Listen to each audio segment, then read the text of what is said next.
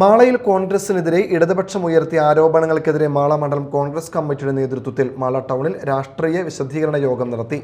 UDF chairman VA Abdul Karim ഉദ്ഘാടനം ചെയ്തു.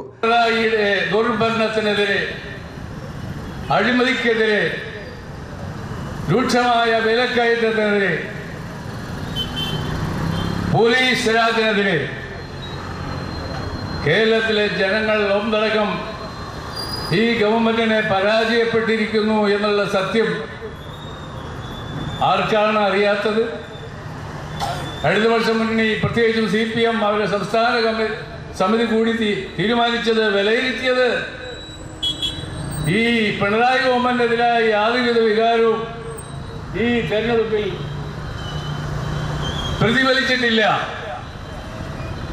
ഈ ശബരിമലയിൽ നടന്ന കോടികളുടെ സ്വർണ്ണക്കൊള്ളക്കേസൊന്നും ഈ തെരഞ്ഞെടുപ്പിനെ ബാധിച്ചിട്ടില്ല. സ്വർണ്ണക്കേസുമായി ജയിലറിൽ റിമാൻഡിൽ കഴിയുന്ന കമ്മ്യൂണിസ്റ്റ് മാർക്സിസ്റ്റ് പാർട്ടിയുടെ XMLA ഉൾപ്പെടെയുള്ള നേതാക്കന്മാരെ ജയിലടച്ചതൊന്നും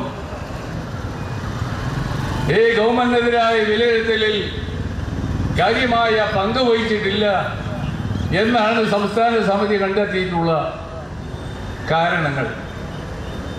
കഴിഞ്ഞ 10 വർഷക്കാലമായി ഭരിച്ച ഇടതുപക്ഷത്തിന്റെ ജനവിരുദ്ധ നടപടികൾ ചർച്ചയാവാതിരിക്കാനാണ് ആരോപണങ്ങൾ ഉയർത്തുന്നത് എന്ന് കോൺഗ്രസ് പറഞ്ഞു. മണ്ഡലം പ്രസിഡന്റ് ജിയോ കൊടിയൻ അധ്യക്ഷത വഹിച്ചു. യോഗത്തിൽ block president NS Vijayan, Hakeem Iqbal, Joy Mandakath, Joshi Kanjuthara, TK Jinesh, Aman Ansar, Prema Ramakrishnan, Shirley Joy, Aji Kavanad, Ambili Sajeev, Soy Kolenchery എന്നിവർ പ്രസംഗിച്ചു.